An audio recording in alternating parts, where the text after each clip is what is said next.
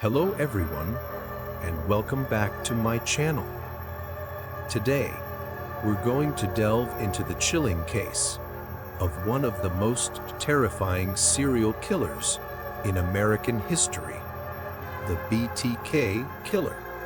The name BTK, an acronym for Bind, Torture, Kill, spread fear throughout Wichita, Kansas for over 3 decades. Are you ready to embark on this dark journey with me? Comment "Ready" down below if you've steeled your nerves. From 1974 to 1991, BTK murdered at least 10 people, mostly women. He wasn't just a killer.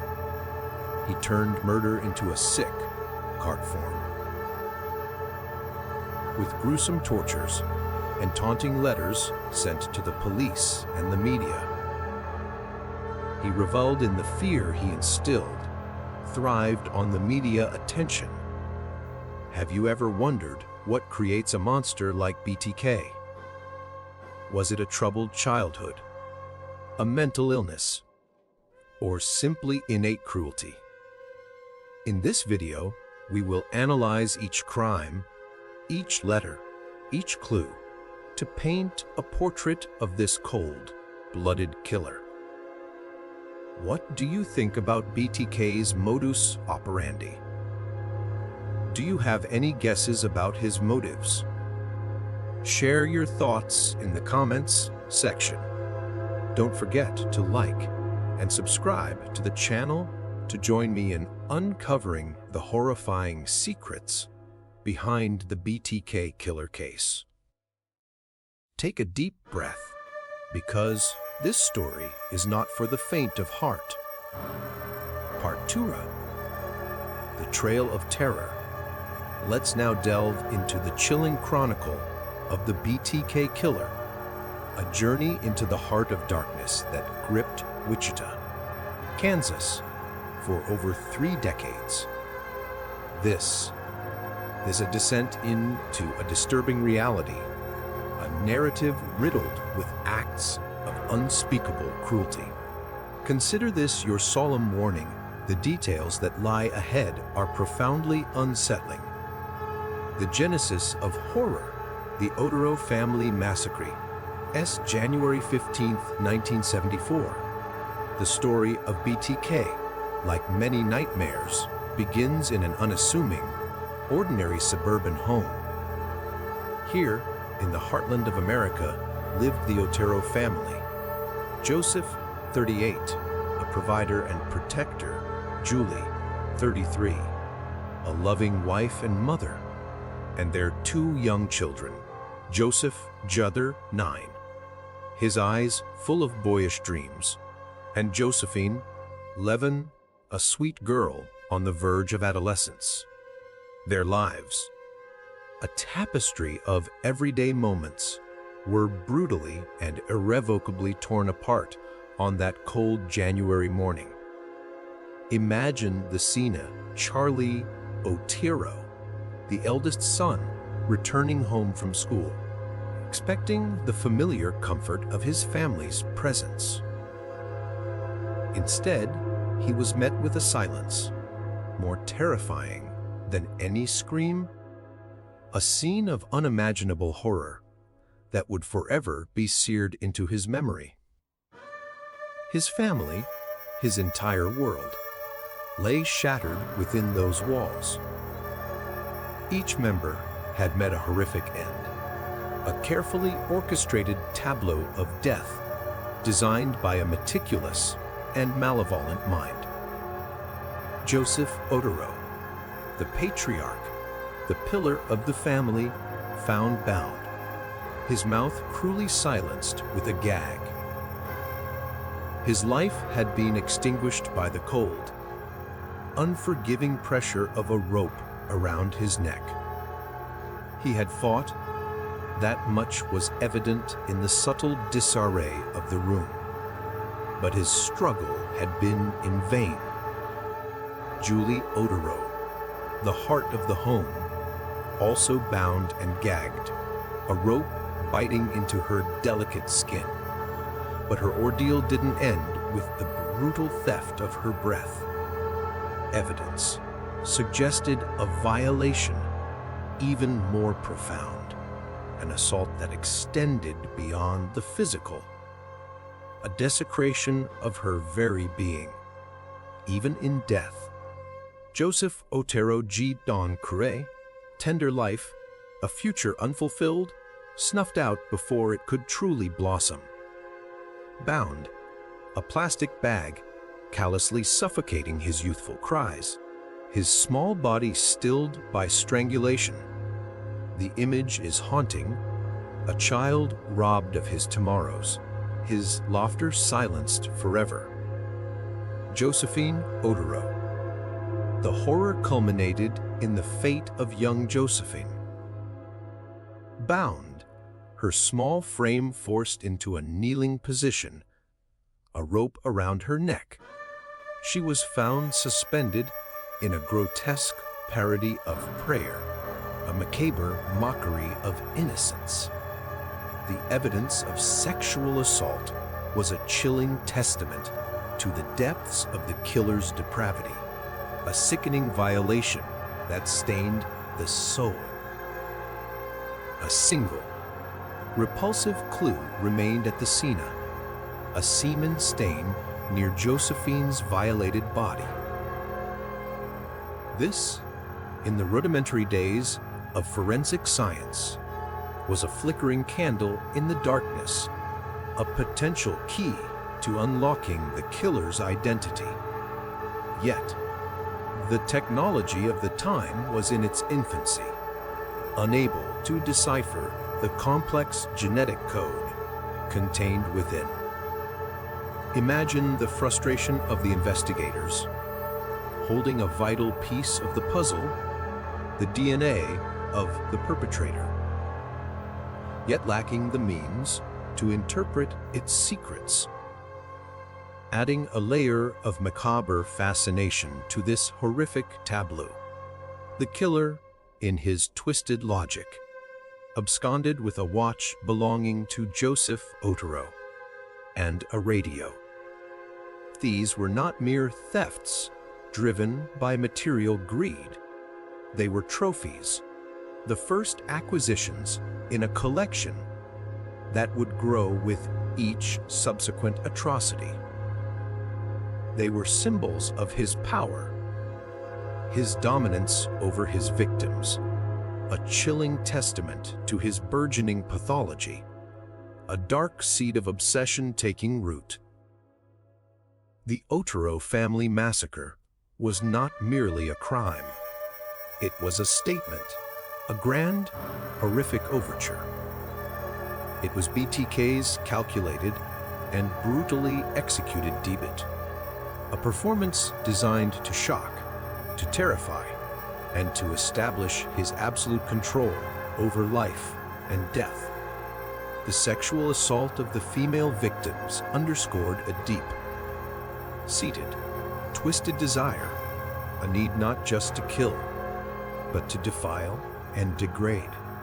The taking of trophies, a behavior often observed in the dark annals of serial killers, further cemented the notion of ownership and power. These weren't just objects. They were imbued with a dark significance, tangible reminders of his conquests, each a silent scream echoing in the void. The taunting begins. The first letter, October 1974. Months after the Otero massacre, a new layer of horror was unveiled. BTK, in a move that would become a signature trademark, decided to communicate, to reach out from the shadows and into the public consciousness. He penned his first letter to the Wichita Eagle, a chilling missive that would forever change the landscape of the investigation. He chose to hide this letter, this venomous message, within the pages of an engineering book at the Wichita Public Library. a seemingly innocuous location that would soon become synonymous with dread. He then called the newspaper, his voice, perhaps disguised, perhaps not, informing them of its location. The letter itself was a carefully crafted piece of psychological warfare. In it, he claimed responsibility for the Oduro family murders, reveling in the details, providing specifics that only the killer could know. He described, with a chilling detachment, how he had bound, tortured, and ultimately extinguished the lives of each victim. He mocked the police, taunting their inability to catch him, dancing just beyond their reach. This letter also marked the chilling debut of the moniker that would become a symbol of terror. BTK. Bind, torture, kill. He declared, a stark and brutal summary of his modus operandi. This first letter is a window into the killer's rapidly evolving psyche. It reveals that BTK was not just a murderer driven by base urges. He was also a narcissist, a showman craving attention, reveling in the fear he inspired. He wanted to be known, to be feared, to have his work recognized and acknowledged. Providing the gruesome details of the crime was not a slip up, it was a calculated move. A power play designed to assert his dominance and to further traumatize the community. A change in tactics. The murder of Catherine Bright, April 4, 1974. The terror, however, was far from over. BTK's next victim was 21-year-old Catherine Bright. He broke into her home, a space that should have been a sanctuary, and launched a vicious attack on both her and her brother, Kevin Bright. Catherine Bright, her life was tragically cut short by multiple stab wounds, a brutal and intimate form of violence. She succumbed to her injuries later, in the hospital. Another innocent life claimed by the monster lurking in the shadows. Kevin Bright, Catherine's brother. Kevin was also attacked, shot during the frenzied assault. Miraculously, he survived, bearing the physical and emotional scars of that horrific encounter. He became a crucial witness, a living testament to the brutality of the attacker. Kevin, despite his trauma, was able to provide the police with a description of the assailant. However, in those early days of the investigation, with limited forensic capabilities and a lack of understanding of serial killers, this information, while valuable, did little to narrow down the vast field of potential suspects. The killer remained a phantom, his identity shrouded in darkness. The attack on Catherine Bright marked a shift in BTK's modus operandi. He had moved from strangulation to stabbing, a more hands-on, visceral method of killing. This change suggested an evolving pathology, a willingness to experiment, to explore different facets of his dark desires. The attack on two siblings also demonstrated a growing boldness, a willingness to confront multiple victims, indicating a rising confidence in his ability to control and overpower. A sinister silent SAR. Shirley V. in Relford. March 17, 1977. After Catherine Bright's murder, a period of chilling silence descended. For nearly 3 years, the city of Wichita held its breath, wondering when and where BTK would strike again. The answer came on March 17, 1977, with the brutal murder of Shirley Vian Relford, a 24-year-old mother. BTK slipped into her home, a space meant to be a haven for her and her children. He bound and then strangled her with a rope, reverting to his original, more detached method of killing. In a chilling detail, he also restrained her 3 young children, tying them up, but ultimately leaving them physically unharmed.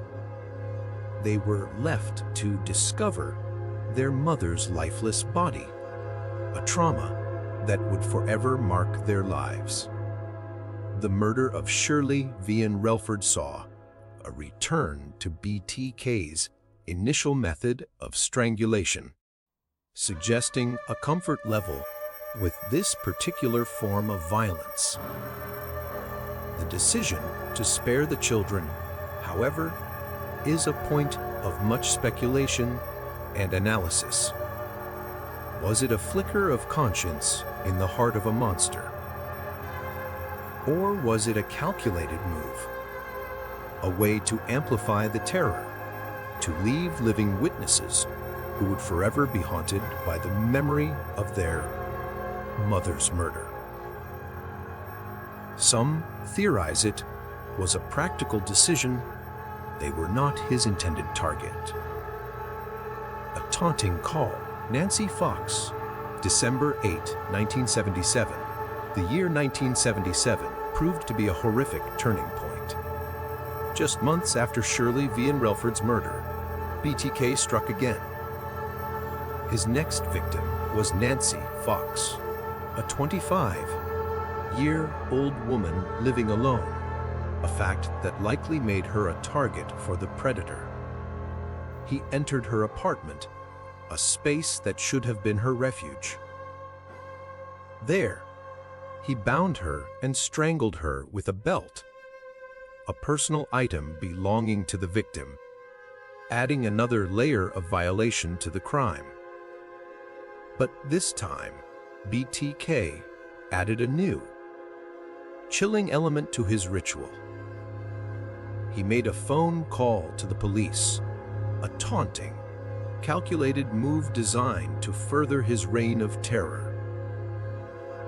He reported the murder, disguising his voice, playing the role of a concerned acquaintance, a performance meant to mock the authorities and showcase his control.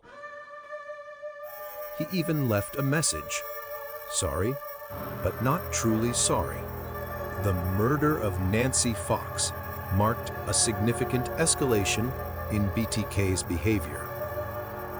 The phone call to the police was a brazen act of defiance, a clear indication that he was not simply a killer driven by a lust for violence, but also a manipulator, a showman who craved attention and control. He was toying with the police, with the city, feeding off the fear he generated. The use of the victim's own belt as a murder weapon is also significant, suggesting a desire to personalize the crime, to leave his mark on his victims in a deeply intimate way. His message afterward, "I had to do it," shows some level of awareness of his actions, but a complete lack of empathy or true remorse. The Hiatus and the Letters, 1978-1988. Following the murder of Nancy Fox, a strange and unsettling quiet descended upon Wichita. BTK seemingly vanished, retreating back into the shadows. However, while he may have ceased his physical attacks, his psychological warfare continued.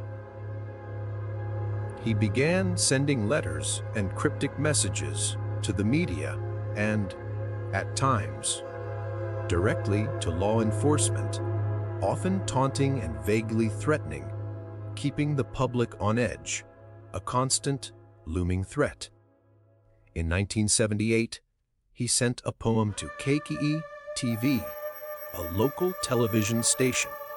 This poem, filled with disturbing imagery and cryptic references to his crimes, was his way of reminding the city that he was still out there, watching, waiting.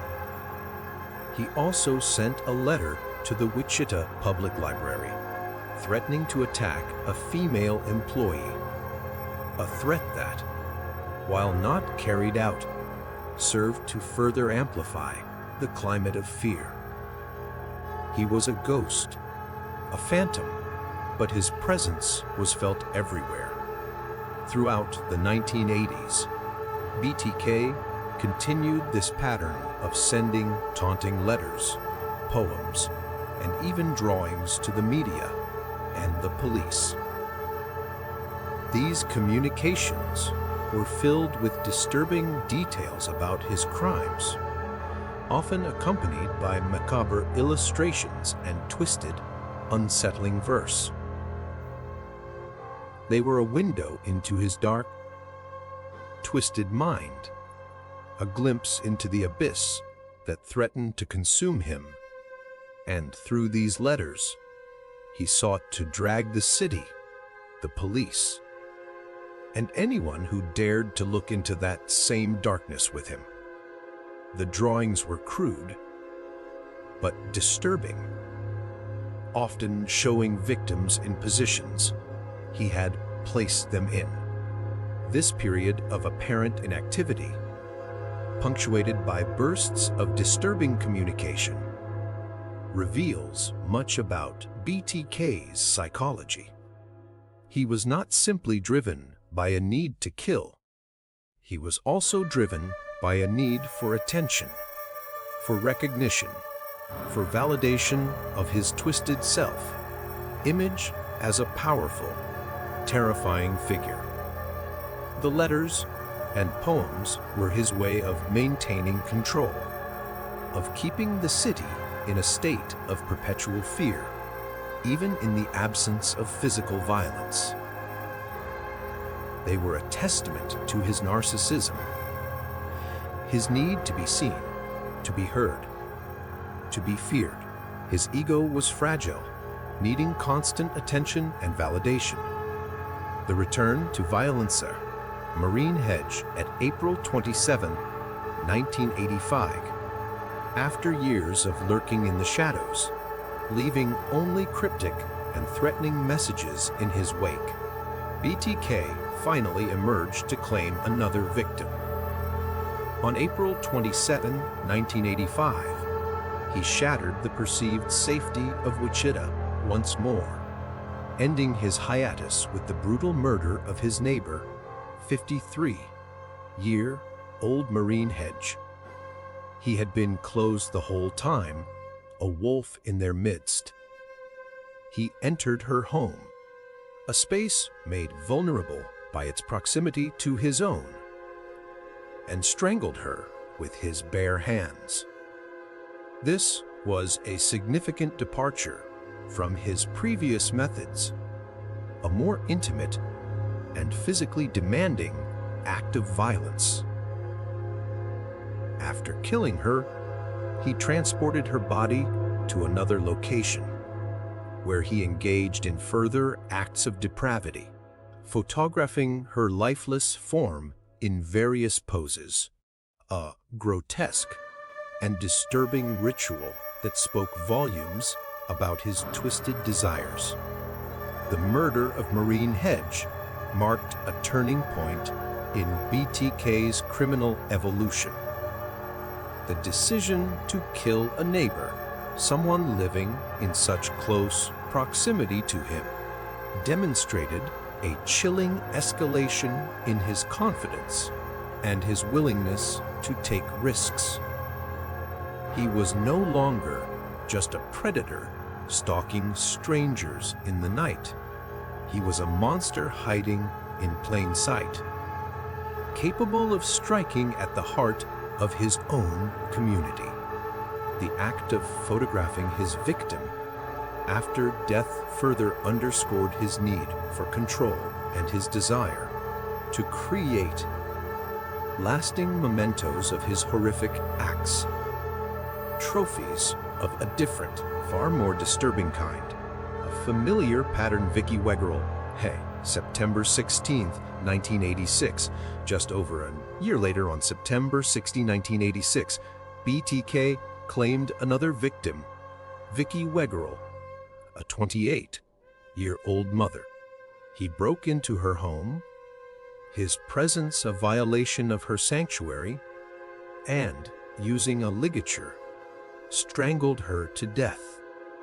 He then, as he had with Shirley Vian Relford years earlier, spared her young child, a decision that continues to be a source of debate and speculation among profilers and investigators.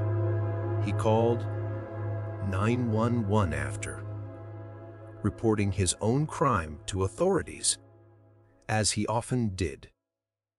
The murder of Vicky Weggerl saw a return to a more familiar pattern for BTK, suggesting a level of comfort with his established methods. The use of a ligature, the sparing of the child, these elements echoed his earlier crimes, indicating a deliberate, calculated approach to his killings. The final act, Dolores Davis, January 19, 1991.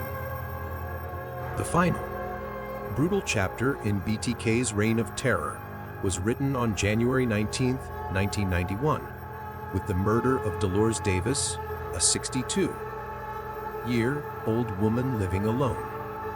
He broke into her home, as he had done so many times before, and overpowered her. He bound her, and then, using a pair of pantyhose, he strangled her to death. He then disposed of her body under a bridge, a callous act of discarding a human life, as if it were mere refuse.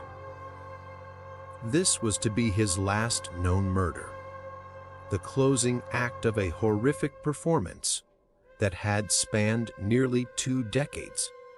After he murdered her, he took her body to his church, where he was a deacon, and photographed her body, just as he had done with Maureen Hedge. The murder of Dolores Davis sadly shows that BTK was escalating in his crimes. All of his victims were important, but he began targeting more vulnerable victims, such as the elderly. This also showed he had no intention of stopping, despite long periods between murders. He was escalating and had no plans to stop on his own. By meticulously examining each crime, each victim, each taunting letter, we can begin to piece together the fragmented and disturbing picture of Dennis Rader, the man who became BTK. The trail of terror he blazed across Wichita was not merely a series of murders. It was a calculated performance, a dark and twisted narrative of control, violence, and a desperate, insatiable need for attention. The next part of our journey will focus on the tireless efforts of law enforcement to decipher this narrative, to unmask the killer, and to finally bring the reign of the BTK Killer to an end. Part 3. The Hunt for a Killer. While the city of Wichita lived under the looming shadow of the BTK Killer, a dedicated team of investigators worked tirelessly behind the scenes, piecing together the fragmented clues, chasing down leads, and grappling with the frustrating reality of a cunning and elusive predator. This is the story of the hunt, a decades-long pursuit marked by frustration, breakthroughs, and the unwavering determination to bring a monster to justice. The early years, a city under siege, 1974-1979. The initial investigation into the Oduro family massacre was hampered by the limitations of forensic science at the time. The Simmons stain found at the scene, a potential goldmine of evidence, could not be definitively linked to a specific individual with the then available technology. Detectives were, in essence, searching for a needle in a haystack, a ghost in a city of hundreds of thousands. The subsequent murders only deepened the mystery and amplified the fear. Each crime scene was meticulously staged, revealing a killer who was both organized and meticulous, leaving behind minimal forensic evidence. The taunting letters sent to the media further complicated the investigation, adding a layer of psychological warfare to an already complex case.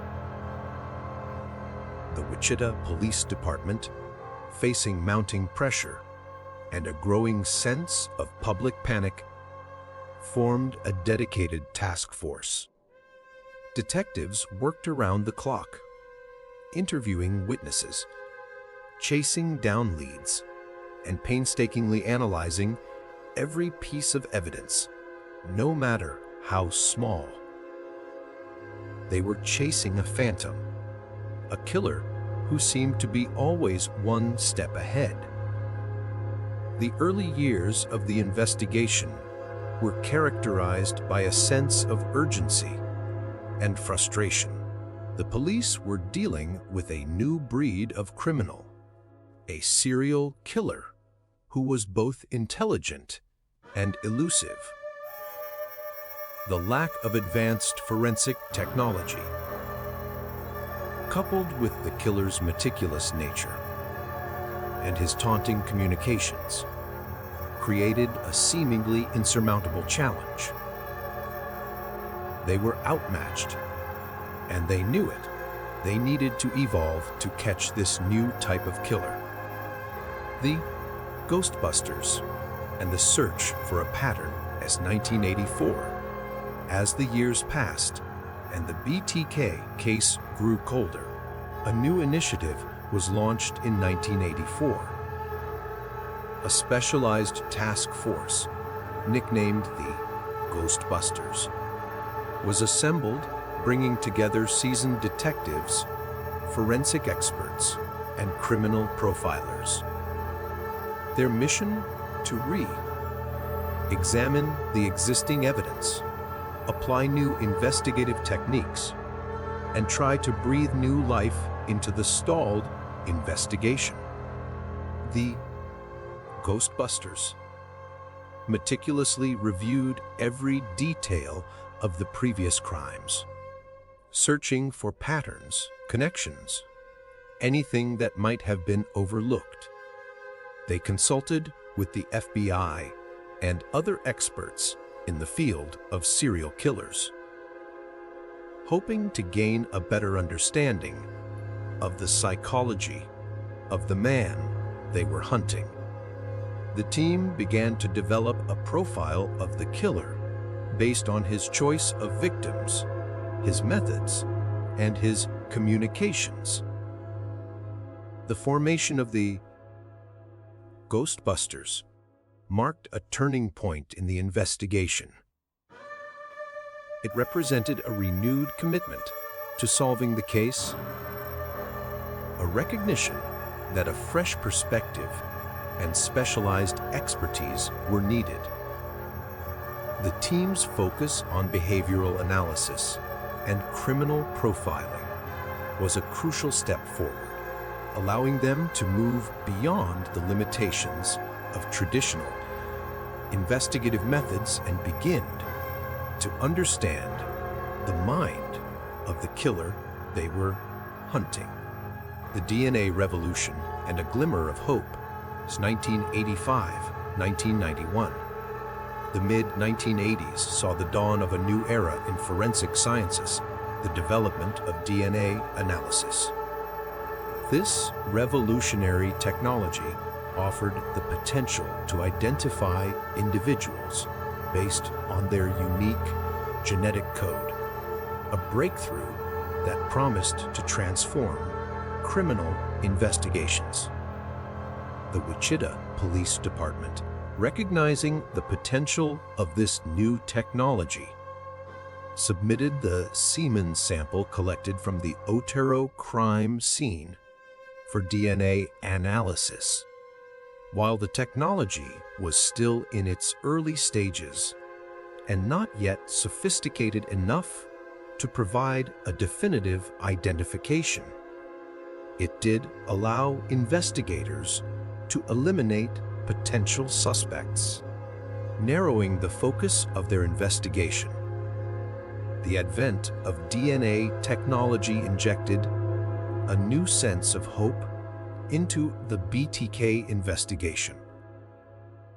While it didn't provide an immediate solution, it offered a powerful new tool for identifying the killer. The ability to eliminate suspects based on their DNA was a significant step forward, allowing investigators to focus their resources on more promising leads. The silence and the speculation at 1991-2004, following the murder of Dolores Davis in 1991, BTK seemingly vanished. The killings stopped, the letters ceased, and the city of Wichita was left to wonder if the nightmare was finally over. Was BTK dead? Had he been imprisoned for another crime? Or was he simply biding his time, waiting for the opportune moment to resurface? Despite the lack of activity, the investigation remained open. Detectives continued to follow up on any potential leads. However, the Ghostbusters, though reduced in size, continued to review the case files, hoping for a break in the case. Theories abounded, speculation ran rampant, but the true fate of BTK remained a mystery. The long period of silence following Dolores Davis's murder was a perplexing and frustrating time for investigators. They were left to grapple with a multitude of unanswered questions, unsure if the killer was still a threat or if the case had gone permanently cold. This period of uncertainty highlights the psychological toll that such investigations can take on law enforcement. The constant pressure of unresolved cases and the lingering fear that a killer might still be at large. The Return of the Phantom, a taunting message, 2004. Then, in 2004, after 13 years of silence, a chilling communication shattered the stillness.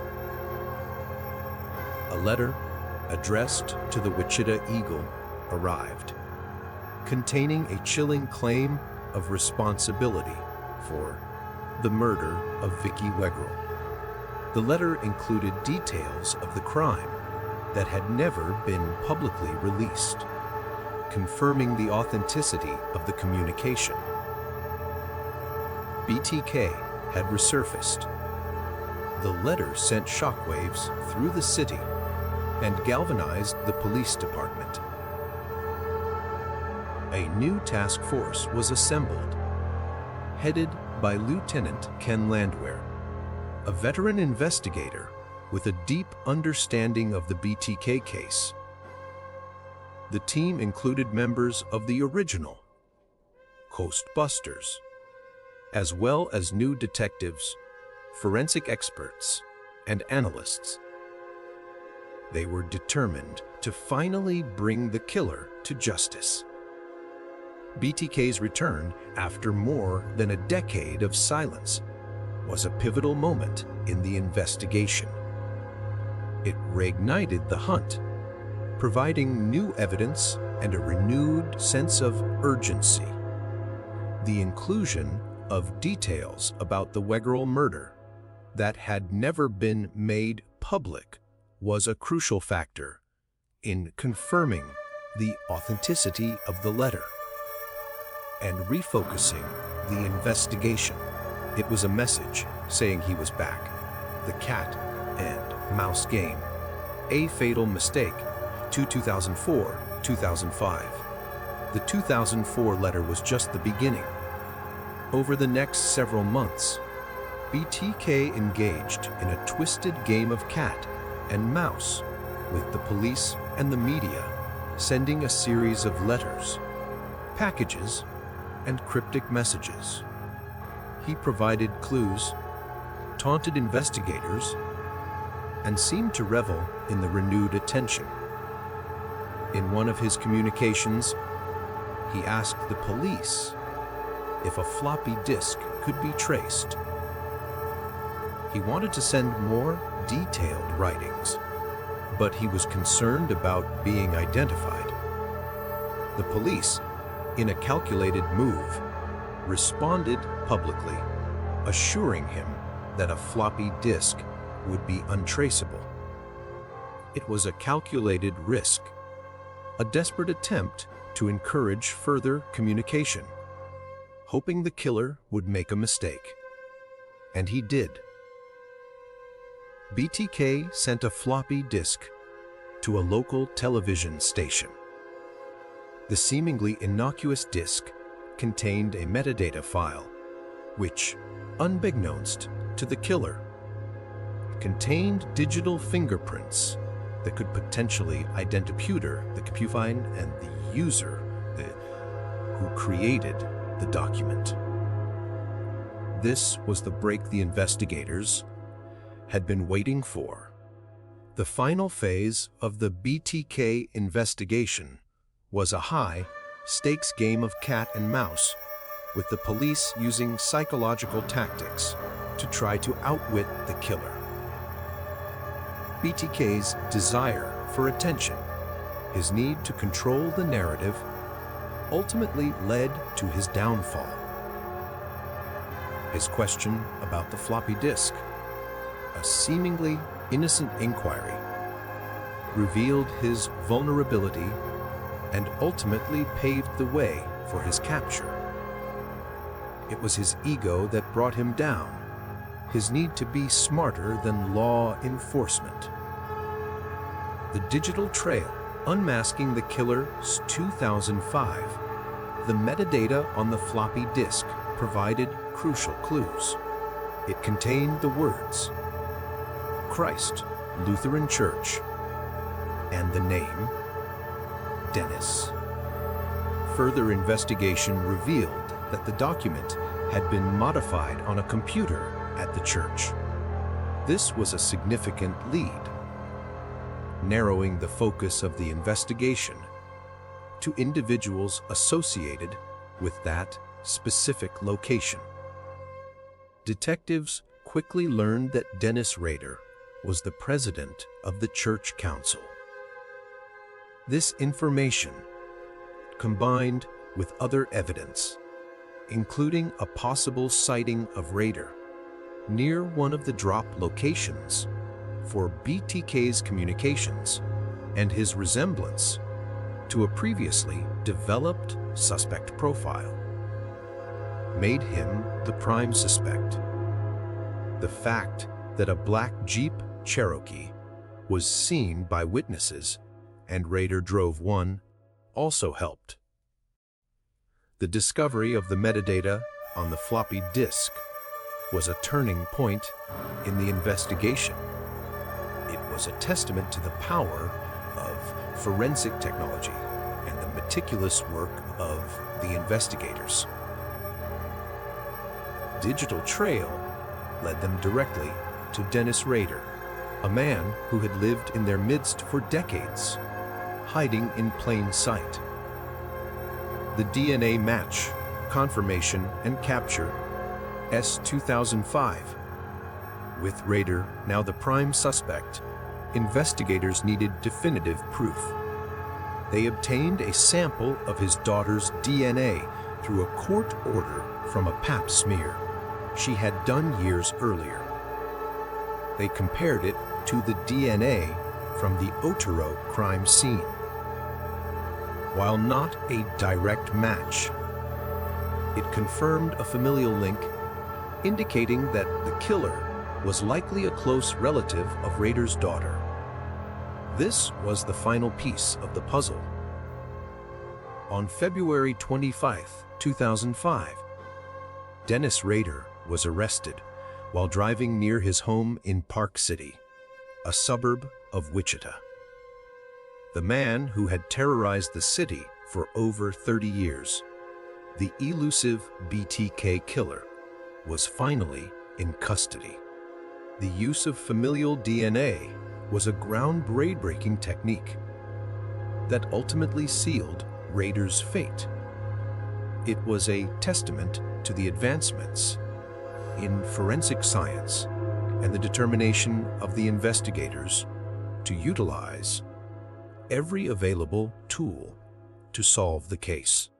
The arrest of Dennis Rader brought an end to a decades-long reign of terror, providing a sense of closure and relief to the city of Wichita. Confession and aftermath. After his arrest, Dennis Rader confessed to the killings. He described in chilling detail how he had planned and carried out each murder, revealing the extent of his depravity and the meticulous nature of his crimes. He showed no remorse, no empathy for his victims, only a chilling detachment and a sense of pride in his actions. Rader pleaded guilty to 10 counts of first-degree murder and was sentenced to 10 consecutive life sentences, effectively ensuring that he would spend the rest of his life behind bars. His reign of terror was over. Rader's confession provided a chilling glimpse into the mind of a serial killer. His detailed accounts of the murders, devoid of emotion, revealed the depth of his pathology and the extent to which he had dehumanized his victims. His lack of remorse and his apparent pride in his actions underscored the narcissistic and psychopathic nature of his personality. Lessons learned. The BTK case has had a profound impact on the field of criminal justice, highlighting both the challenges and the advancements in investigating serial killers. The case underscored the importance of persistence and dedication. The decades-long investigation demonstrated the unwavering commitment of law enforcement to solving the case, even in the face of seemingly insurmountable obstacles. Technological advancements.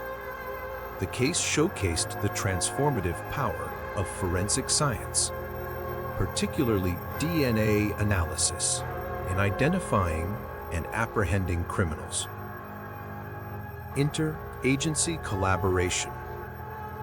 The successful resolution of the case was a result of effective collaboration between local law enforcement, the FBI, and other agencies. Psychological profiling. The development of a psychological profile of BTK based on his behavior and communications played a crucial role in understanding his motivations and ultimately identifying him as a suspect. The hunt for the BTK Killer was a long and arduous journey, a testament to the resilience of a community and the dedication of those who sought to bring a monster to justice. It was a journey marked by frustration, breakthroughs, and ultimately, the triumph of good over evil.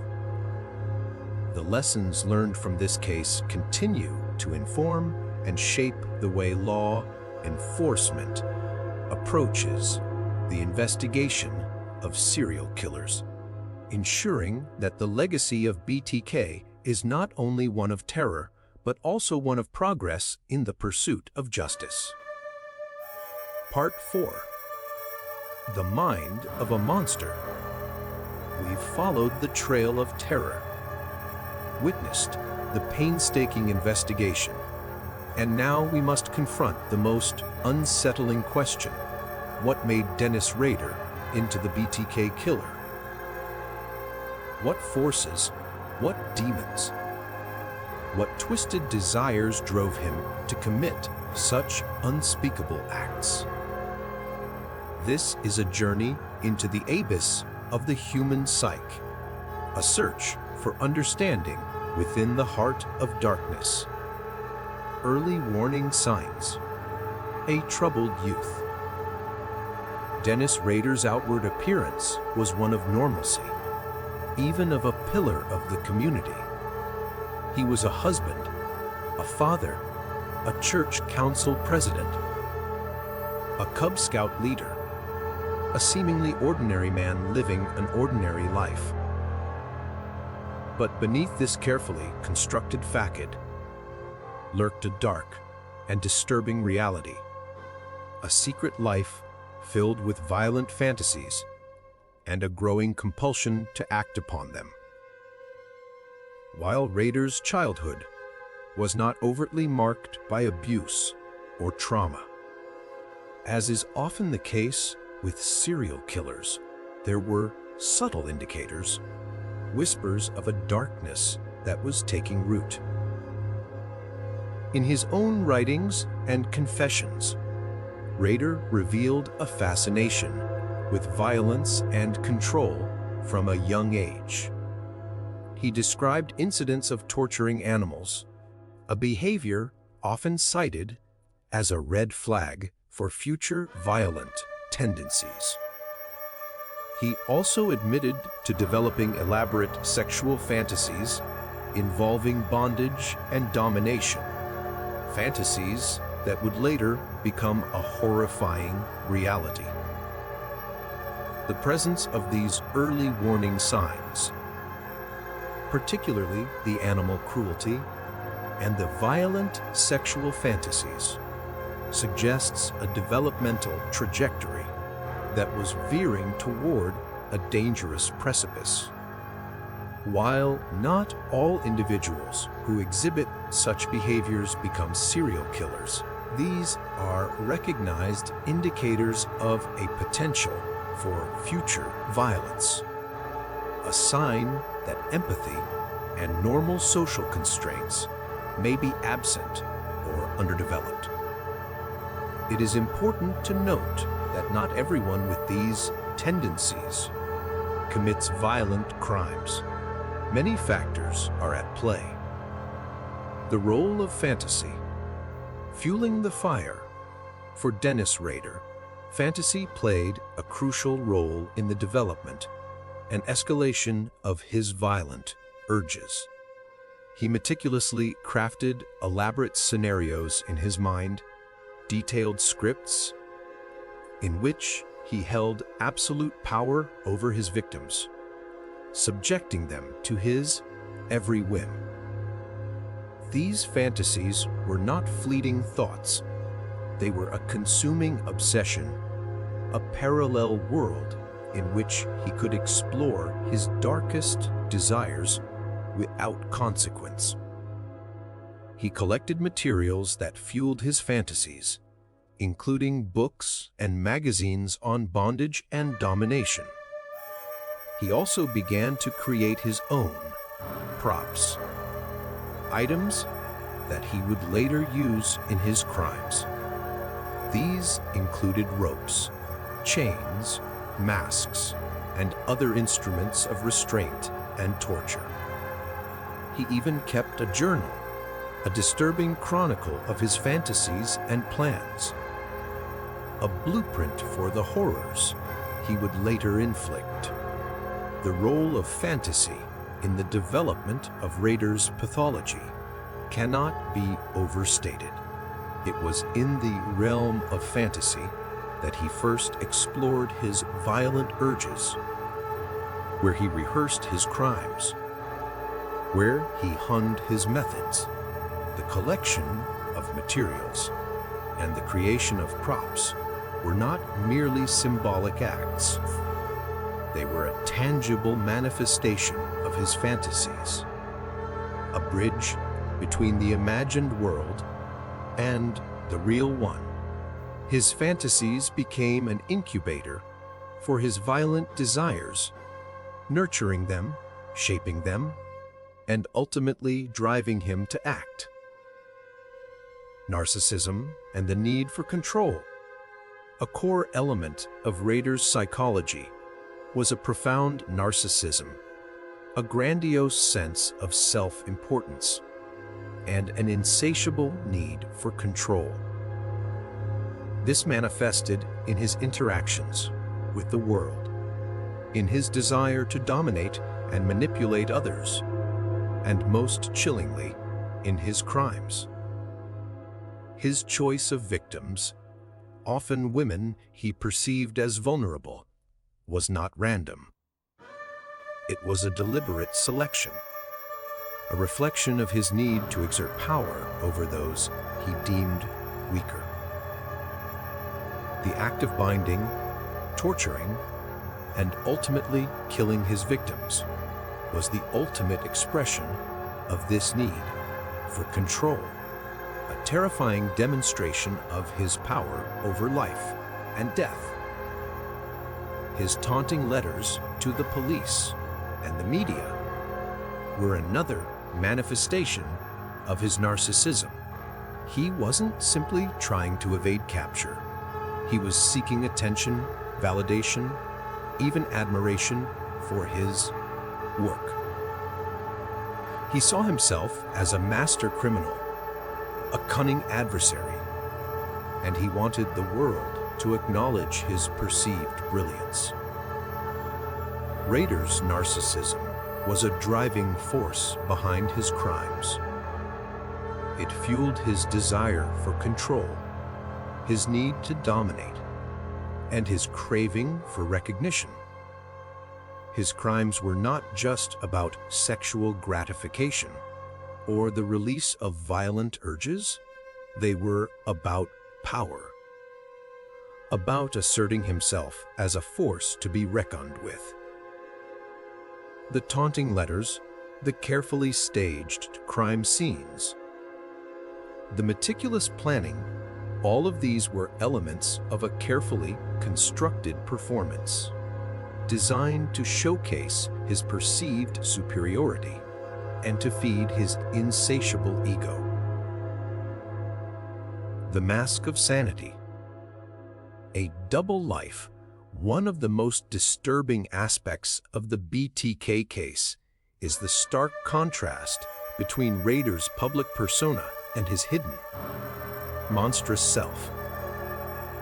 He was able to maintain a facade of normalcy for decades, compartmentalizing his life to such a degree that even those closest to him were completely unaware of his dark side. He held down a steady job, first in the Air Force, then as an installer for a security alarm company, and later as a compliance officer for Park City. He was a seemingly devoted husband and father, active in his church and community. He was, by all outward appearances, a model citizen. Rader's ability to maintain a double life for so long is a testament to his intelligence and his meticulous nature. It also speaks to the chilling reality that monsters can walk among us, hidden in plain sight.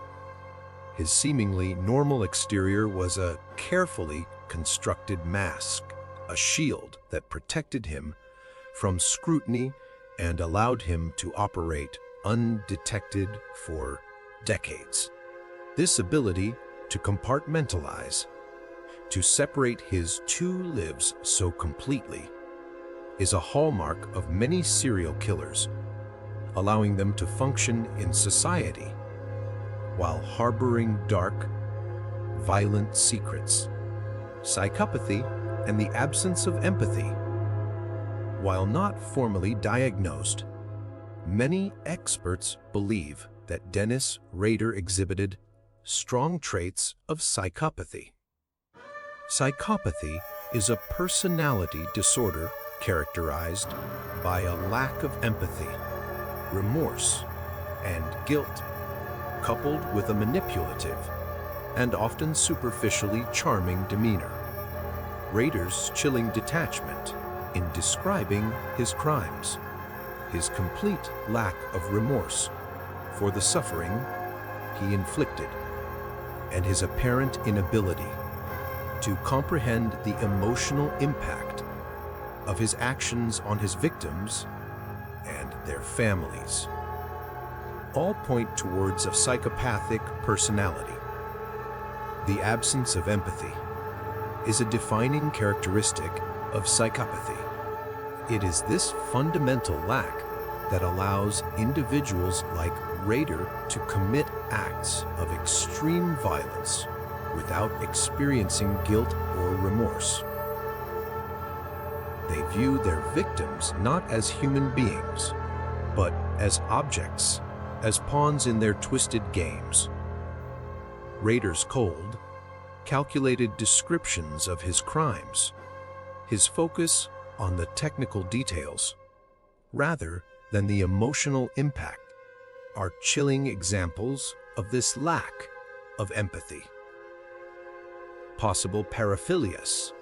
In addition to his psychopathy and narcissism, it's highly likely that Rader suffered from paraphilias, specifically sexual sadism and possibly others, such as autoerotic asphyxiation. Paraphilias are atypical sexual interests that are persistent and intense. They often involve non-consenting individuals and can lead to significant distress or impairment in the person's life. In Rader's case, his sexual sadism manifested in his need to inflict pain and suffering on his victims as part of his sexual gratification.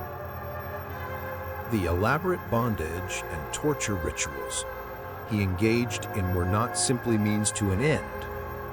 They were integral components of his sexual arousal and satisfaction. There were also signs that he engaged in choking himself, particularly while dressed in women's clothing, that he stole from his victims. This would point to a dangerous paraphilia known as autoerotic asphyxiation. The presence of paraphilias adds another layer of complexity to Rader's already disturbing psychology. These atypical sexual interests, combined with his narcissism, psychopathy, and need for control, created a volatile and dangerous mix of motivations that ultimately led to his horrific crimes.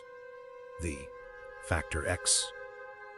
The unknowable depths. Despite the extensive analysis of Rader's life, his crimes, and his psychology, there remains an element of the unknowable, a Factor X, that defies easy explanation. What ultimately pushed him over the edge? What was the catalyst that transformed him from a man with dark fantasies into a cold-blooded killer? Some speculate that a head injury he suffered as a child may have played a role, potentially altering his brain chemistry or exacerbating pre-existing tendencies. Others point to possible genetic predispositions or unknown environmental factors. The Factor X represents the limitations of our understanding of the human mind, particularly when it comes to the extreme deviations that lead to acts of such profound violence. While we can identify contributing factors, motivations, and psychological patterns, there is often a core of darkness that remains elusive, a mystery that may never be fully unraveled. It's a reminder that even with the advances in psychology and forensic science, the human capacity for evil still holds secrets that may forever remain beyond our grasp. The case of Dennis Rader, the BTK Killer, is a chilling reminder of the darkness that can lurk within the human heart. His crimes, his motivations, and his ability to live a double life for so long continue to fascinate and horrify us. While we may never fully understand the complex interplay of factors that led to his transformation into a monster, the study of his case provides valuable insights into the minds of serial killers. It highlights the importance of early intervention, the need to recognize and address warning signs, and the ongoing challenge of identifying and apprehending those who prey on the innocent. The legacy of BTK is not only one of terror, but also one of resilience, a testament to the unwavering determination of law enforcement and the enduring spirit of a community that refused to be defined by the actions of one man. The hunt for BTK may be over, but the search for answers, the quest to understand the darkest corners of the human psyche, continues. It is a quest driven by the hope that by understanding the making of a monster, we can prevent the creation of others. The study of criminal psychology is a dark but necessary field of study if we are to keep our society safe. This case, studied by law enforcement and the general public alike, will hopefully help to prevent more like him. Part 5.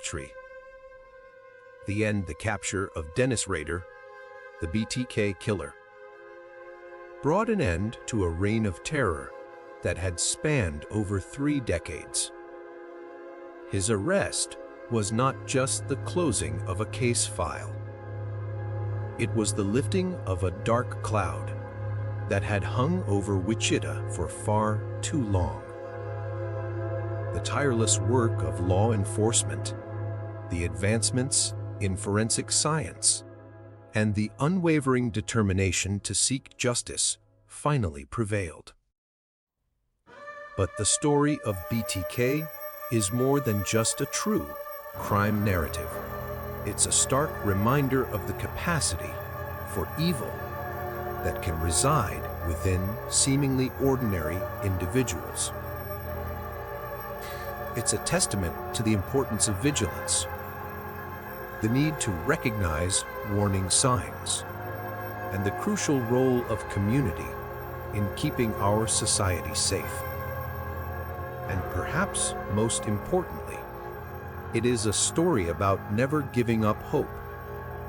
No matter how many years pass, the BTK case leaves us with lingering questions, unanswered mysteries about the depths of human depravity.